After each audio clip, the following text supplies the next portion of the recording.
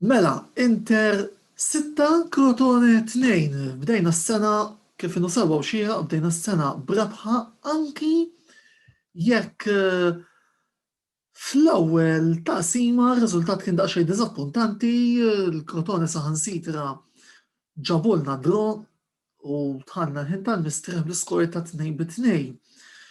Naħseb li l-protagonista bla dubju huwa dan is-sinjur li qed narawh fl-isfond, Lautaro Martinez li skurja tripletta, ipprovoka wkoll l-autogol ta' wieħed mid-difensuri tal-Crotone. Insomma, Lautaro llum li għamel logħba kbira, vot 9 għal Barri Arġentin, bravo Lautaro. U naħseb illum bla dubju illi huwa il-plejer tal-logħba. Plejer oħra li l-lum ġobni immensament, anki jekk kull ma skurja kien gowl wieħed, huwa l-ħanżir Romelu Lukaku. 3 assists logħba, insomma, s-soltu logħba ta' Lukaku fejn rajnih ukoll jiskurja, iżda rajnih ukoll jgħin lit-tim biex appuntu jiskurjaw u koll il-players l-oħra turija ta' kemm unlike ċertu players illi sfortunatament taw min għadu jiddefendi għal Lukaku l-ewwel jiġi t-tim u mbagħad iġi l-interess personali. Hija ħassra li kellna naraw il-Romelu joħroġ b'injury, nisperaw li xejn gravi għaliex issa rridu niftakru li ġejjin ftit logħbiet ibsin, ftit logħbiet importanti, logħbiet li rridu nilagħbu mar-Roma barra minn darna, l-impenn tal-Koppa Italja mal-Fjorentina u mbagħad Inter Juventus. Ma fuq il-logħbiet futuri nitkellmu video soħrajn nisperaw li għal daw it-tliet logħbiet Romelu ikun qiegħed hemmhekk. Plejer oħra li jogħġobni li l mill-fatt li llum ukoll skurja l-gol tas-6-2 kien Ashraf Hakimi li rajnieh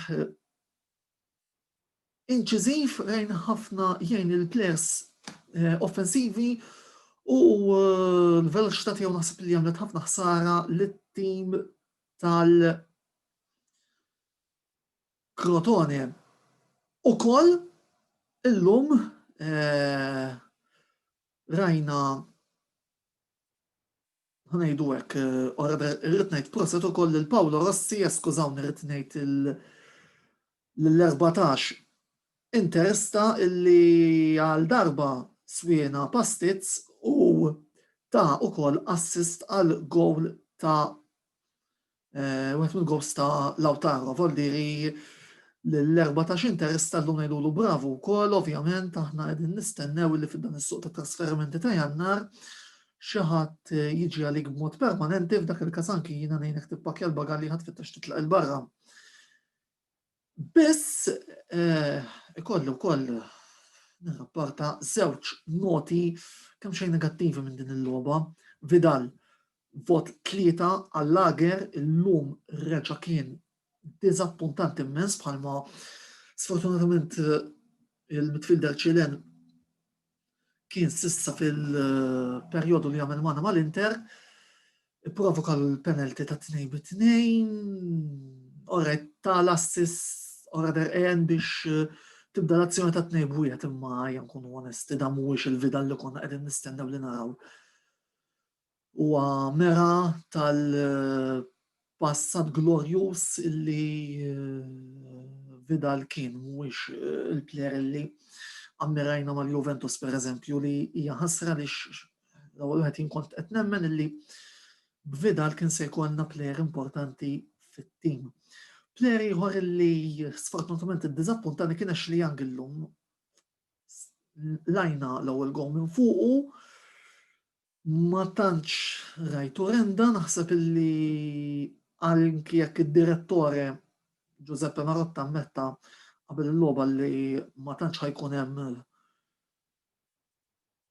manuvri fis-suq ta' trasferimenti, biss nkunu sinċiri u nammettu li il-prijorità tagħna hija Xellugi u hija wkoll reserv ta' Lukaku. Biss minkejja dawn in-noti negattivi, bravi ragazzi, rebħa tajba il-lejla għall-Inter 6-2 kontra l-Crotone kif għedna. Issa nistennew ħanaraw il-ġirien x'ħajamlu mal-Benevento u minna ħatana logħba oħra importanti li ħatkun nhar l-erba' li ġej fit-tlieta ta' wara nofsinhar, jiġifieri jekk qegħdin xogħol u tixtiequ taraw il-logħba araw li tieħdu l-leave biex flimkien naraw l-Inter se jagħmlu fl-istadju Marassi kontra is-Sampdoria. Qabel ma nagħlaq kemm infakkarkom fil-programm l-intervista li ser jibda fuq dan l-istazzjon ta' YouTube nhar il-ħamis li ġej ser ikollna l-ewwel programm fejn fih ser niddiskutu il-progressi li jagħmel il-moviment ta' Velocity Esports Racing. Dan il-programm idealment se jipprova jiġi mxandar fuq dan l-istazzjon ta' YouTube għal daqstant importanti li tinkitbu fuq dan l-istazzjon iżjed mis-soltu għaliex ċertu kontenut se jibda joħroġ minn hemmhekk. Għal daqstant klik. Like ukoll fuq il-paġna ta' Facebook għal dak li huwa kontribut ġurnalistiku. Ukoll minn hemmhekk ukoll se jkollna diversi links għas-sit uffiċjali tagħna ta' Antonello Sports Blog li hu antonellosportsblog.wordpress.com. Klik hemmhekk ukoll. Il-lejla ukoll ser ikollna feature li ħajħoġ minnu ftit ieħor rigward il-finali tal-Kampjonati Mondjali tad-Darts. Gary Anderson kontra Gerwin Price, issa naraw se jiġri. U nfakkarkom ukoll fil-kollaboraturi tagħna Velocity Esports Racing għada jerġgħu jkomplu l-kampjonati, għada jkollna l-Grand Prix ta' Franza tal-kampjonat prinċipali li ħanikkummenta jien flimkien ma' Efron Tabone, u ukoll għal min irtila b'laqwa kwoti b'mod responsabbli s-sit li għandkom tużaw huwa s-sit ta' ejabed.com fejn hemmhekk jiena wkoll għandi diversi kontributi li nagħti hemmhekk għal dak is-sit. Kif tistgħu minn dan kollu, bħalma dejjem ngħidilkom għamlu li xjaten tridu. Il-kumpliment tal-ġurnata tajba ħbieb.